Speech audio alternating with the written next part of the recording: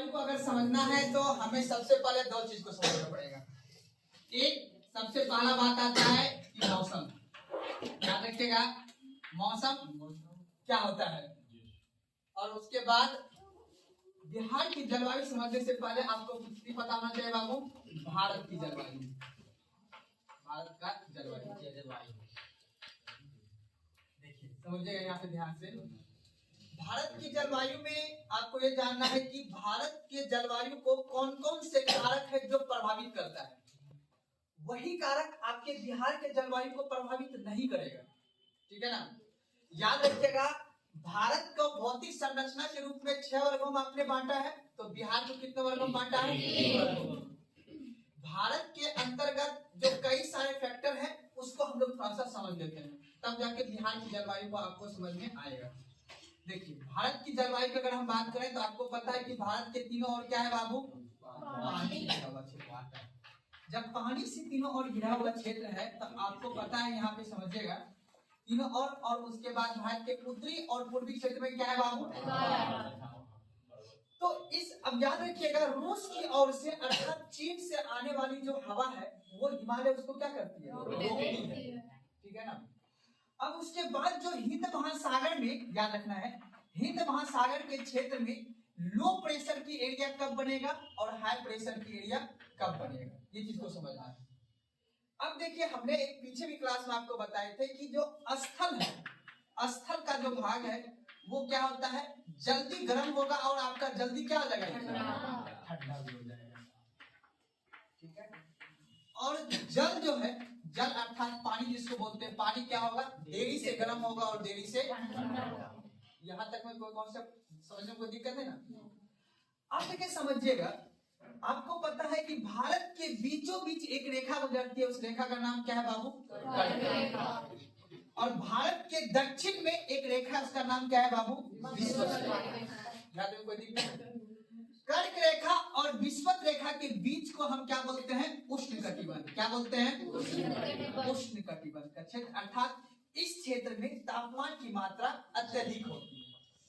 अब हमको ये बताइए, जब तापमान की मात्रा अधिक होगी, ध्यान समझिएगा क्वेश्चन जलवायु चैप्टर से थोड़ा सा टफ पूछता है, और अप्लाइड ये है, अप्लाइड का मतलब ऑलमोस्ट ये साइंस की तरह काम करती है भारत की जलवायु। अब बताइए जहां पे तापमान की मात्रा अधिक होगा तो यहाँ पे हमारे भारत के जो तीनों ओर है यहाँ पे क्या है? पानी है। स्थल तो कमी है, पानी ज्यादा है, तो यहाँ पे क्या होगा? वाष्पीकरण की क्रिया क्या होगा? ज्यादा होगा। अब वाष्पीकरण की क्रिया जब ज्यादा होगा तो अब बताइए तो यहाँ पे क्या होगा? वर्षा की मात्रा भी क्या होगा? ज्यादा होगा। तो अब देखिए समझिएगा यहाँ पे, अब हमको ये बताइए अगर हम आपको बोले कि सन की रोशनी कर्क रेखा पे कब पहुंचती है? भारत में कौन सा महीना होता है? जून का महीना होता है। Very good.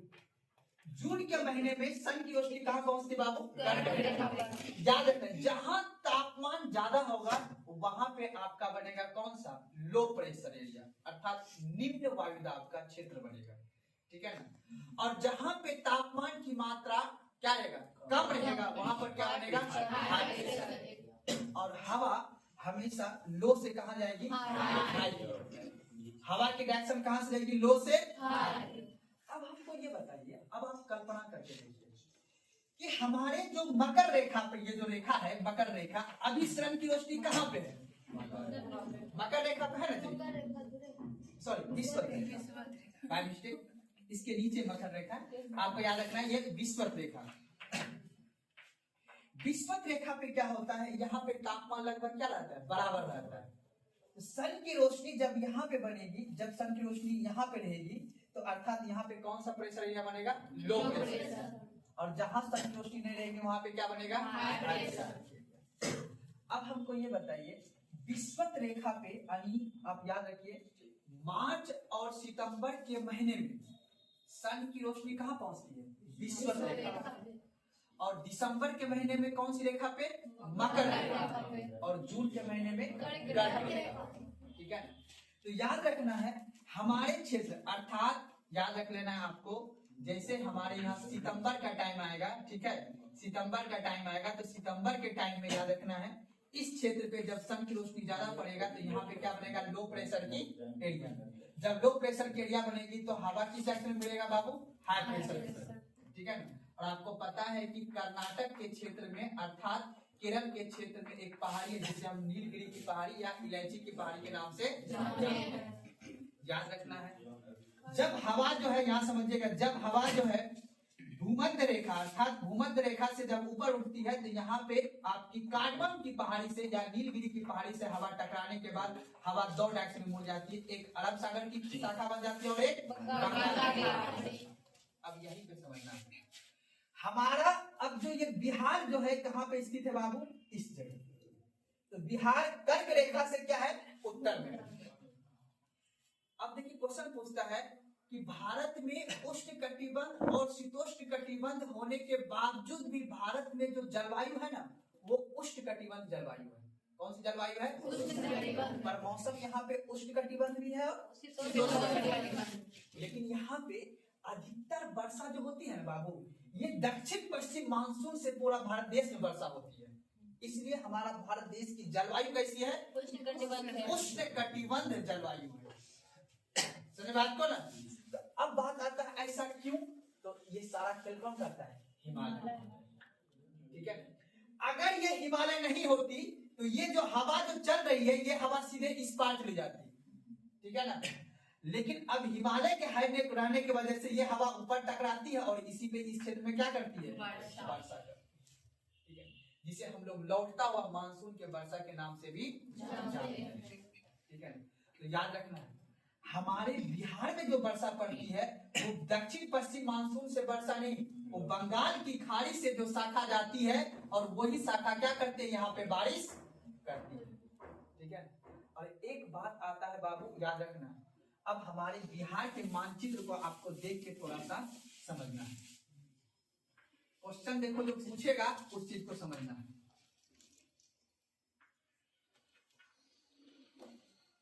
अब बता इधर क्या है बाबू, झारखंड है, आपको पता है इधर वेस्ट बंगाल राज्य है और इसे क्या है, बंगाल की खाड़ी है ना, ये समझ लेना, क्या रखना।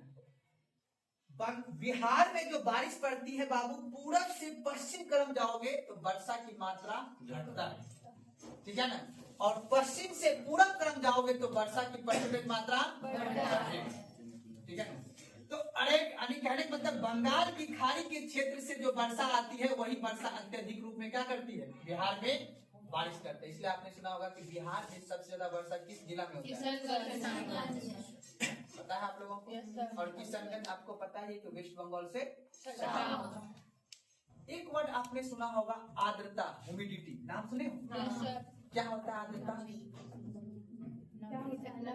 जब आपने सुना होगा उमस का टाइम, यानी जब तापमान की मात्रा कम होके और हवा की मात्रा, जो ठंडी हवाएं होते हैं वो हवा जब प्रवेश कर जाती है तो क्या हो जाता है, वहां पे ह्यूमिडिटी हो जाता है। अर्थात तापमान की मात्रा कम और लो प्रेशर की एरिया अत्यधिक बन जाता है, तो वहां पे क्या बन जाता है, ह्यूमिडिटी, आर्द्रता बन जाता है। जैसे आपने देखा होगा जुलाई अगस्त का महीना बिहार के क्षेत्र में जब पसीना पसीना पूरा शरीर में चलता है ना जी, तो वही होता है आर्द्रता। तो हमारे बिहार के क्षेत्र में आर्द्रता होने की वजह से भी ज्यादा से ज्यादा क्षेत्र में क्या होती है, वर्षा होती है। अब एक चीज और समझ, अब देखिए बिहार का जलवायु जो है वो 4 कारक पे डिपेंड करता है।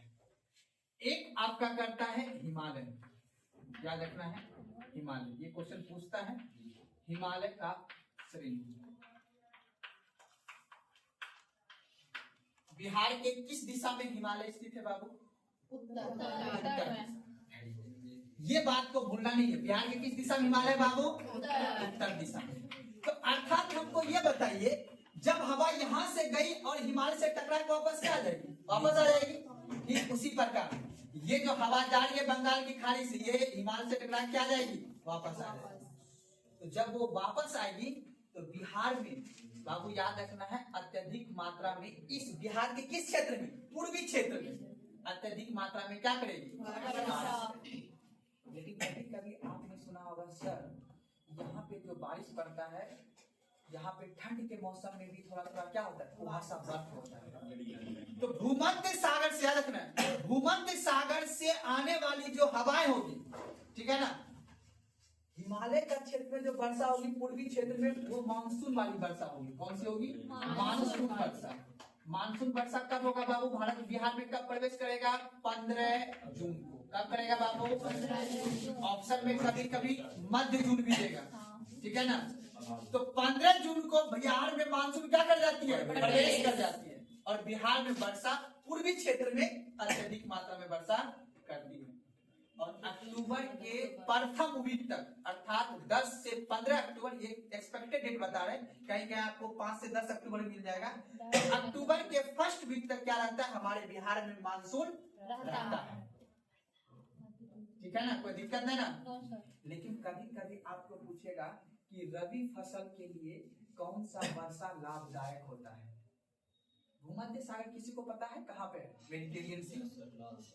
भूमध्य सागर जो है, भूमध्य सागर से आने वाली जो हवाएं होगी ना बाबू, इधर याद रखना, भूमध्य सागर इस अफ्रीका महाद्वीप में पड़ता है। यही भूमध्य सागर से जो हवाएं चलती है वो हिमालय से टकरा कर और इस बिहार की तरफ क्या कर जाती है? मुड़ जाती है। और ये कब होती है? शीत ऋतु में। कब होती है? अभी के टाइम में। अब तुम देखना जनवरी और फरवरी में थोड़ा थोड़ा जो कुहासा वाला जो बर्फ होगा, याद रखना, हिमाचल प्रदेश उत्तराखंड में भूमध्य सागर से आने वाले हवा जो है बर्फीला के रूप में वर्षा करती है। वहीं पे बिहार और उत्तर प्रदेश के क्षेत्र में जो वर्षा करेगा वो कुहासा वाला अर्थात जल बूंदे वाला क्या करेगा? वर्षा करेगा। तो बिहार में जो वर्षा होती है, ग्रीष्म ऋतु में जो वर्षा होगी वो मानसून अर्थात दक्षिण पश्चिम बंगाल की खाड़ी वाला मानसून से वर्षा भी होती है। और ठंड में जो वर्षा होगी शीत ऋतु में, वो भूमध्य सागर से आने वाली हवा से क्या होती है? वर्षा। अब आपको ये समझना है बाबू कि ये जो हिमालय है अर्थात साइबेरिया से आने वाली हवा से क्या बिहार में वर्षा होगी? नहीं। अगर हिमालय नहीं होता तो साइबेरियन हवा क्या करती? बिहार में प्रवेश कर जाता। और हम पहले भी बताए हैं कि हिमालय है तभी हम लोग का चेहरा क्या है? अच्छा सा दिख रहा है, नहीं तो हम लोग का चेहरा कैसा दिखता है? मेरी बात समझ में आ रहा है ना? तो इस वजह से इस चीज को याद रख लेना है कि हमारे बिहार के, अगर हमारे बिहार के मैदानी भाग का जो क्षेत्र होगा वहां पे अत्यधिक मात्रा में क्या होगा? बारिश होगा, ठीक है ना। और जो पर्वतीय क्षेत्र होगा बाबू, इस क्षेत्र में वर्षा की मात्रा उतना भी नहीं होगा। क्वेश्चन, बिहार के पश्चिमी क्षेत्र में, पश्चिमी क्षेत्र मतलब जिला का नाम दे देगा, आरा, बक्सर, ठीक है ना, ये सब पश्चिमी क्षेत्र है कि नहीं यहाँ पे? तो इन सभी क्षेत्रों में बाबू याद रखना है, इन सभी क्षेत्रों में जो वर्षा होगी ये भूमध्य सागर से आने वाली जो हवा होगा उससे वर्षा होगा। और भारत के पूर्वी क्षेत्र में जो वर्षा होगा वो कहां से होगा बाबू? दक्षिण पश्चिम अर्थात बंगाल की खाड़ी से आने वाली हवा से क्या होगा? अब बात आता है ये बाबू कौन सा क्षेत्र? अब हमको ये बताइए आप लोग कि पठारी जो क्षेत्र होता है बाबू, पठारी क्षेत्र में वर्षा होता है या नहीं होता है? थोड़ा बहुत वर्षा होता है। अर्थात यही तो रीजन बाबू कि बिहार के मैदानी क्षेत्र में वर्षा अत्यधिक मात्रा में होता है और पठारी क्षेत्र में कम वर्षा होने की वजह से यहाँ पे क्या होता है? सूखा होता है। क्या पड़ जाता है? सूखा। इसलिए तो यहाँ की नदियों में वर्ष भर पानी नहीं आता है और हिमालय से निकलने वाली नदियों से क्या आती है? वर्ष भर पानी। इसीलिए आपने देखा होगा बिहार के दक्षिण क्षेत्र में सूखा रहती है और बिहार के उत्तरी क्षेत्र में क्या आता है बाबू? बाढ़ से। समझ मेरी बात ना? इस बात को याद रखना, ठीक है ना। तो बिहार के जलवायु को याद रखना है, हिमालय की श्रेणी और भूमध्य सागर का। अब एक आपने सुना होगा ITCZ धारा, नाम सुने? Inter tropical convergence zone. क्या होता है इंटर? क्या होगा? हाँ, अब वही तो बता रहे यार। हमारे मानसून आने से पहले भारत में मानसून प्रवेश कब करेगा? 1 जून। बिहार मानसून कब प्रवेश करेगा? 15 जून। हमारे बिहार का अलग है और भारत देश का बात अभी अलग। हमारे बिहार में मानसून बाबू 15 जून को, हम बिहार का भी बात करके चल रहे हैं। अब आता है सर कि ये ITCZ धारा क्या होता है? याद रखना, ITCZ धारा आगे आगे और सन मैया मतलब सन पीछे पीछे, उसको समझ लो पहले। आपने नाम सुना है प्री मानसून वर्षा? पहले थोड़ा भारत के बारे में समझ लो, उसके बाद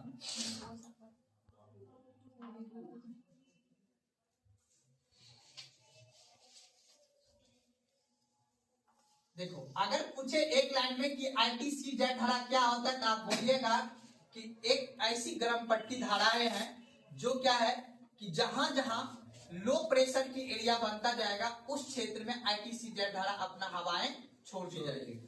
देखना कैसे,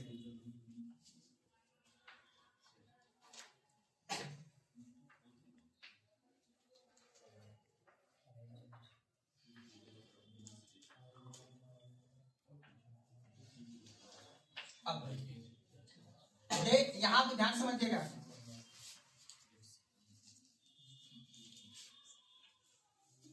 मार्च का महीना का नाम सुना है जी? होली मना लेंगे अभी कुछ दिन के बाद हम लोग। अब मार्च के महीने के समय याद रखना मार्च बात नहीं, मार्च के महीने में सन की रोशनी कहाँ पड़ेगा बाबू? विषुवत रेखा पे। कहाँ पड़ेगा? विषुवत रेखा के उत्तरी ध्रुव पे। बस इतना समझ रखना, बस ये समझ विषुवत रेखा पे। और सितंबर के महीने में विषुवत रेखा के दक्षिणी ध्रुव, ठीक है ना। तो मार्च के महीने में यहाँ पे सन रोशनी रही। अब बताओ मार्च की रोशनी जब यहाँ पे रोशनी जब पड़ रही है इस जगह कौन सा एरिया बनेगा? बताओ। जब तापमान अधिक होगा तो कौन सा एरिया बनेगा? Low pressure. अब देखो लो प्रेशर का एरिया बन गया। अब हाई प्रेशर का एरिया कहाँ पे बनेगा? ठंडा रहेगा। अब बताओ तो ठंडा कहाँ पे रहेगा? मार्च के बाद ऊपर चलेंगे, इधर क्या आएगा? इधर नीचे ठंडा रहेगा कि ऊपर ठंडा रहेगा? इधर यहाँ पे कौन सा महीना रहेगा? अगर यहाँ मार्च है तो यहाँ पे कौन सा महीना रहेगा? अगर मार्च के महीने में बिहार विषुवत रेखा पे लो प्रेशर का एरिया बन जाए तो अपने यहाँ कौन सा महीना? मार्च का महीना में ही कौन सा एरिया, कौन सा जोन बनेगा अपने यहाँ? नहीं होगा। नहीं समझ में आया क्वेश्चन? जब सूर्य की रोशनी जब विषुवत रेखा पे रहेगी मार्च में तो अपने यहाँ का कैसा मौसम रहेगा? अक्टूबर मतलब बसंत ऋतु नहीं रहेगा। मतलब अपने यहाँ मतलब बिहार का इधर के क्षेत्र में गर्मी ज्यादा रहेगा और इधर के क्षेत्र में गर्मी कम रहेगा। अर्थात विषुवत रेखा से ध्रुव की ओर जाने पे तापमान घटेगा। सिंपल सी बात है। जब यहाँ पे रहेंगे तब अब अपन लोग तो अपन लोग केरल के बारे में जानते हैं। yes, अभी नहीं कर सकते। अभी बताओ मार्च के महीने में केरल में बहुत गर्मी हो जाता है। अपने यहाँ थोड़ा थोड़ा एक स्वेटर पहनते हैं मार्च के महीने में, थोड़ा मोड़ा पहनते हैं, नॉर्मली पहनते हैं। अब कॉन्सेप्ट याद रखना, ध्यान समझना। जब याद रखना जब इस क्षेत्र में अर्थात लो प्रेशर का एरिया बनेगा तो यहाँ पे पानी क्या करेगा? पानी को वाष्पित, ध्यान समझो, जब पानी क्या करेगा? वाष्पीकृत करेगा। जब वाष्पीकृत करेगा तो यहाँ की हवाएं क्या है? वहां पर ऊपर उठेगा। जब ऊपर उठेगा तो यही हवा आपका क्या कहा जाए? ITCZ। अब मार्च के बाद कौन सा महीना आएगा? अप्रैल। तो अब बताओ अब सूरज कहाँ आ जाएगा? यहाँ पे आ जाएगा। मान लो कि आ गया सूरज कहाँ पे? केरल के आसपास। केरल में आ गया सूरज। अब बताओ जब अब यहाँ पर क्या होगा? संघनन क्रिया होगा, ITCZ धारा ऐसे आ जाएगी, ठीक है ना। जब अप्रैल के बाद मई और मई के बाद जून। तो कहने का मतलब है कि गंगा नदी के क्षेत्र में अप्रैल के महीने में क्या है? अप्रैल के महीने में वाष्पीकृत की क्रिया हो जाती है, ITCZ धारा बन रही है। इसलिए कभी कभी देखना अपने यहाँ मानसून प्रवेश करने से पहले कभी कभी अप्रैल महीने में भी थोड़ा थोड़ा वर्षा होने, थोड़ा थोड़ा वर्षा होगा, उसे बोलते हैं हम लोग प्री मानसून वर्षा। वो ITCZ धारा के वजह से क्या होता है? वो वर्षा होती है। अर्थात कहने का मतलब है धूप की रोशनी आने की वजह से उस क्षेत्र की पानी को गर्म करके वापस ले गया और वापस ले जाने के बाद क्या वहां पे बादल बनाया और क्लाउडिंग होने के बाद क्या हो गया? वो वर्षा। हमारे बात को ना, यही रीजन है ITCZ धारा। वही क्षेत्र अपना बिहार में भी होता है। अपना बिहार में जो गंगा नदी का क्षेत्र है, गंगा नदी के क्षेत्र में क्या होता है बाबू? इस क्षेत्र में ITCZ धारा बनता है अप्रैल और मई के महीने में। और इस वजह से इस नदी के क्षेत्र में क्या होती है? वर्षा होती है, जिसे हम लोग प्री मानसून या आम्र वर्षा के नाम से भी जानते हैं या बैसाखी वर्षा के नाम से भी जानते हैं। उसे बोलते हैं प्री मानसून वर्षा। समझ मेरी बात आ रहा है ना? तो अब देखो हिमालय श्रेणी लौटता हुआ मानसून अगर बिहार में वर्षा पड़ेगी तो क्या कहने बाबू? हिमालय श्रेणी। शीत ऋतु में अगर बिहार में किस क्षेत्र में वर्षा होगी? पश्चिमी क्षेत्र में। तो भूमध्य सागर से आने वाली हवा कब वर्षा करेगी बिहार में? शीत ऋतु में। संदार बात को किस क्षेत्र में? भारत के पश्चिमी क्षेत्र में। और भारत के पूर्वी क्षेत्र में बंगाल की खाड़ी से आने वाला शाखा से कहां से होगा? भारत के पूर्वी क्षेत्र में। ठीक है ना। और भारत के पठारी क्षेत्र में बाबू उतना वर्षा, यहाँ तक में कोई दिक्कत किसी को समझने में नहीं ना। अब देखो यहीं से क्वेश्चन पूछता है, बिहार में सबसे ज्यादा वर्षा किस जिला में होता है? बिहार में सबसे ज्यादा तापमान किस जिला में होता है? गया में। क्यों? क्यों? क्योंकि बाबू इधर कौन सा क्षेत्र है? हिमालय। और इधर कौन सा? गया में क्या है? पठार है। तो गया में जब बाबू पठारी क्षेत्र है तो कहने का मतलब है यहाँ पे जब तापमान को एब्जॉर्ब कर लेता है तो यहाँ पे क्या होता है? यहाँ पे तापमान की मात्रा अत्यधिक रूप में हो जाती है। गया के क्षेत्र में तापमान क्या होता है? ज्यादा होता है। सुना बात को ना? इस बात को थोड़ा थोड़ा समझ लेना। ऑन एन एवरेज लगभग याद रखना हमारे बिहार में 70 से 80 मिलीमीटर की वर्षा होती है हमारे बिहार के क्षेत्र में। और याद रखना एक क्वेश्चन और, गेहूं रबी फसल के लिए कौन सा वर्षा लाभदायक है? आपको बोलना है भूमध्य सागर से अर्थात शीत ऋतु में जो वर्षा अभी होगी ना, गेहूं का जो अभी लगाया होगा अभी किसान लोग, तो उसके लिए क्या होगा? लाभप्रद होगा। सुना बात को ना। और जो पूरब क्षेत्र में जो वर्षा होती है, पूरब क्षेत्र में क्या उत्पादन होता है? पूरब क्षेत्र में किस की खेती होती है? चावल की खेती होती है। वर्षा होती है क्या होती है? और यही मानसून, अत्यधिक मानसून जब आ जाएगा तो जो चावल की खेती होती है वो सब क्या होता है? परमानेंट सो जाता है। क्या हो जाता है? मक्का नहीं सो जाता है कभी कभी। मक्का कब सोएगा? मार्च के महीने में। कब सोएगा? मार्च। चलिए अब एक एक पॉइंट करके हमें क्या करना है? लिखना है। तो पहले टॉपिक लिखे बिहार का